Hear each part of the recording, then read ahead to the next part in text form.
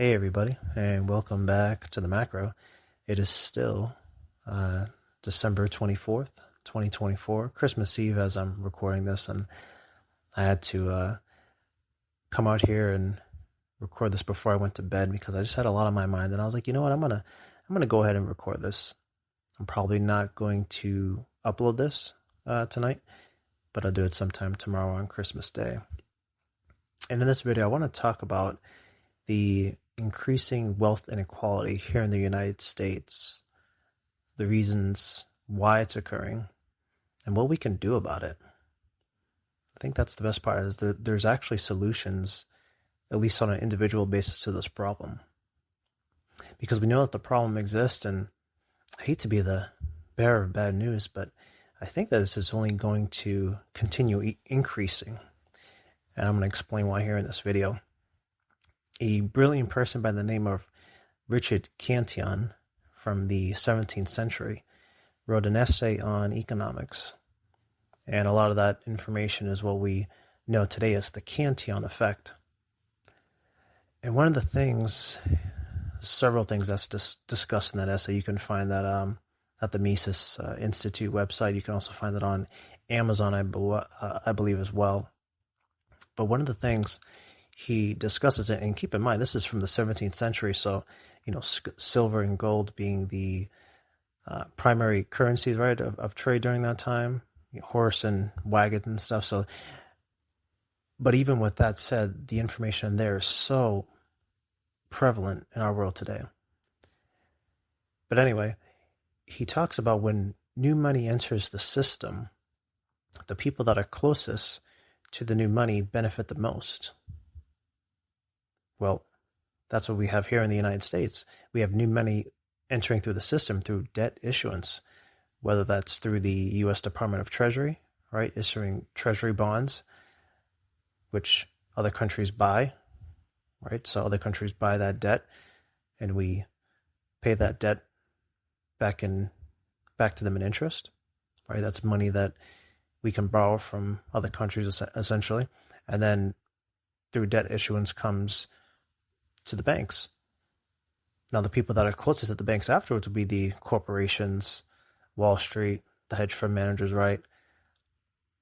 High institutional investors, others along those lines. And so when that happens, that new money that enters the system gets invested into all kinds of different things. And the thing is, in order for the system to keep going as it is, we have to have new money coming into the system. It has to continue because we are right now a consumer debt-based society. And so the people that are closest to the new money benefit the most. And if for some reason, those who are not in those categories get that new money, well, unfortunately, a lot of them spend it on luxury goods and services. They don't invest that money. That money gets spent quick. But anywho, that's one of the principles of the Cantillon Effect. And then he also goes into detail about if you're looking to get on the other side of the wealth wedge, right? There's three people who are mainly able to live independent of the state during that time, and I believe still today. The first person being the prince, the property owner, and then the capitalist. I think the property owner the prince today would be equal to generational wealth, right? So if you come from a wealthy family, then there's things that are maybe you just don't have to do like other people do. Probably don't have to work a regular job, right? Because assuming there's probably some sort of family business, some sort of family investment. You don't have to work a regular 9-to-5 job. Nonsense. That's great.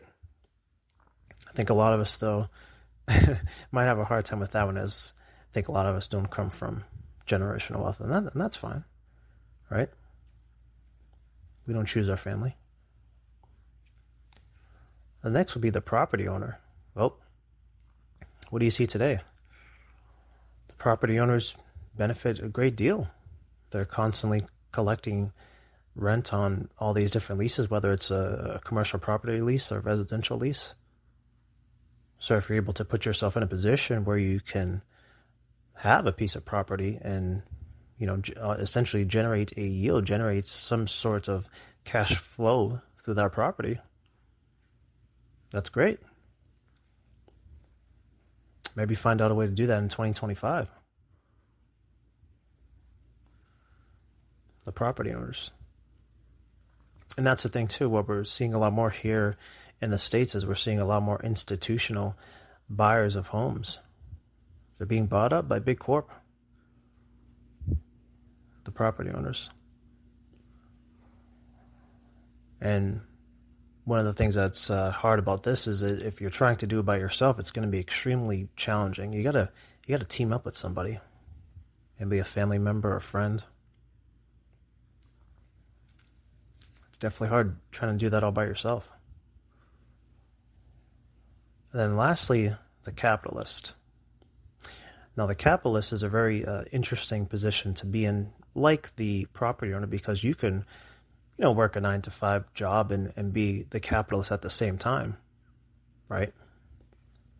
You can have your investments in different things, trying to capitalize on opportunities. Maybe that is your 401k. Maybe that is having your own personal brokerage account in the stock market where you invest in the S&P 500 faithfully. Maybe it is diving into a little something more risky like, tech stocks, individual tech stocks. Maybe even digital assets, what we know as cryptocurrency today. And that term cryptocurrency really, I feel like sometimes triggers people because I think it should be named something else. And I think in the future we'll stop calling it cryptocurrency and it'll probably fall along the lines of digital assets. I can see that happening. But anyway, the capitalist is a great position to be in. And so the prince, the property owner, and the capitalist are the three people that are more than likely to live independent of the state. And that's good news. It's good news that something so old is so prevalent in our world today. And by the way, I'm referring mainly to the United States in discussing this. Because we have a great wealth inequality problem here in our country. And I believe that it's only going to increase. You have to do something about it. We can wish and dream and hope that it'll change, that we want it to be a certain way. But I don't think that's going to be the case. As long as we have new money entering the system, those who are closest to that new money are going to benefit the most. And that those who know what to do with that money are going to benefit as well. But unfortunately, there's a lot of people that don't, and I know a lot of that stems from really a lack of education, a lack of education on a great many deal of things. And those who are struggling out of poverty, I sympathize with that, I do. But a lot of it's unfortunately distractions too. All right, we'll speak again soon.